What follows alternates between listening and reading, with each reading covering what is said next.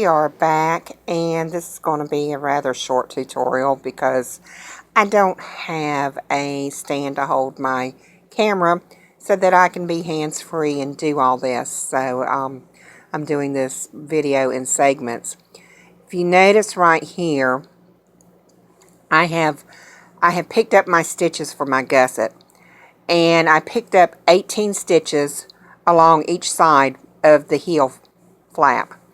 And then here was my 8 that I stopped off with at the back of the heel, the ending of it. So I picked up 18 along here, and then I actually increased 1 stitch here. So I did a knit front and back at the beginning of my instep, knitted across to the last stitch, and did another knit front and back at the last stitch, and then picked up my other 18 gusset stitches.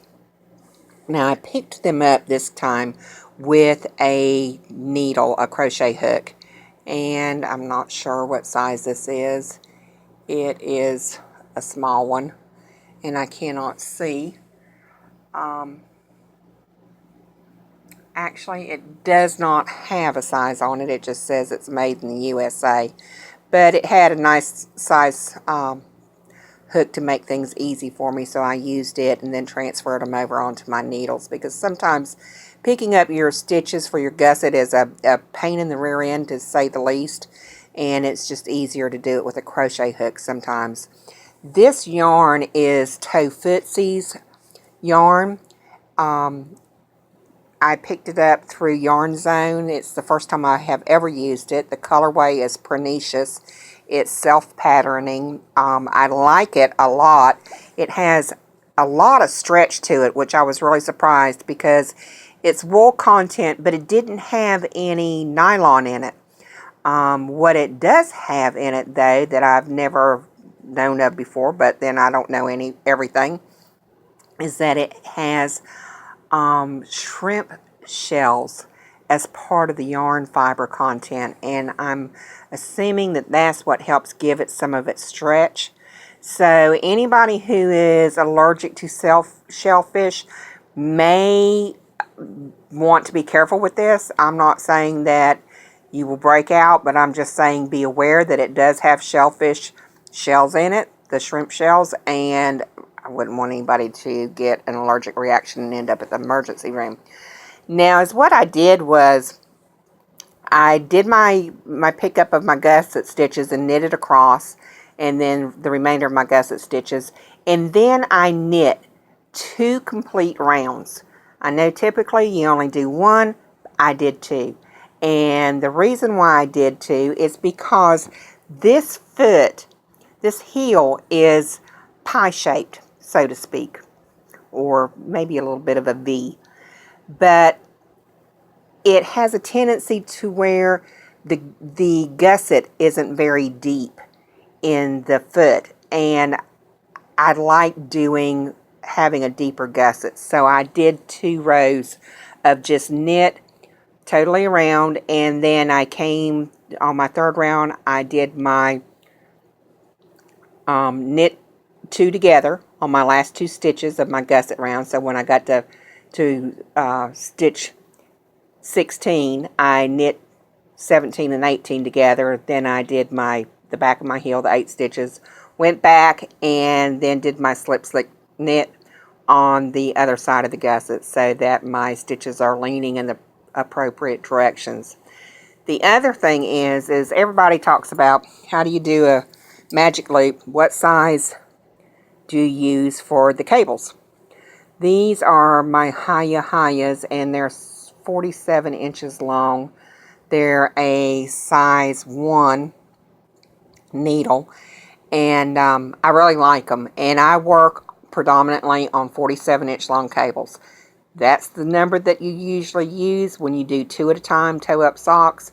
I haven't learned 2 at a time. I am at the 1 sock at a time mode right now, and I may just stay there. To each their own. But I like the 47 inches for this reason.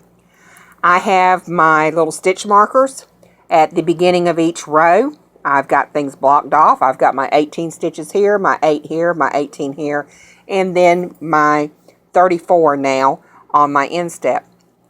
This helps me keep everything divided properly so I know where I'm at and what I'm doing. And the 47 inches allows me to manipulate my cable and my stitches so that my stitches are not all in a bind and getting pulled on because I'm working with an 16-inch cable, or a little bit longer, 32 or 36. I forget what numbers they come in. I think one is a 32. I like having the cable. I don't like my stitches being pulled around on my sock. I don't like anything about it. So I do the 47 inches. That way I don't feel like I'm being strangled and my sock is being strangled. So there you have it for the beginning part of it. We're starting to get a little bit of a shape here on the heel. We're getting a little bit of a cupping, as you can see. And it's coming along really well. I'm really happy with it. And as you can see, I made my little stitch markers out of some leftover yarn scraps, and that's great because I have a tendency to lose stitch markers. They're all over my house. And at least if I vacuum these up, they don't tear up the vacuum cleaner, and I haven't really lost any money because it's just scraps of yarn. But anyhow, I am going to do some more knitting. I am on row 3 or round 3 of the gusset area right now, and I am going to break for now and finish up the gusset area, and then I will get back with you. And just one more note, you know, I had spoke before about possibly increasing on the instep, and I did. I increased in my first stitch. I did a knit front and back here, came on across, and on my last stitch I did a knit front and back. So I have, instead of the 34 stitches here, or 32 that I started out with, I have 34. And I'm going to knit my gusset and this back part back down to, I'm going to decrease it back down to this same amount of stitches here, which will be 34 stitches. So my back will have 34, my back needle, and my front needle will have 34 stitches. Okay, we will see you in a little bit. Happy knitting. I hope you're enjoying this video. It's my very first video of all time, and you know, I look forward to your input. Thanks.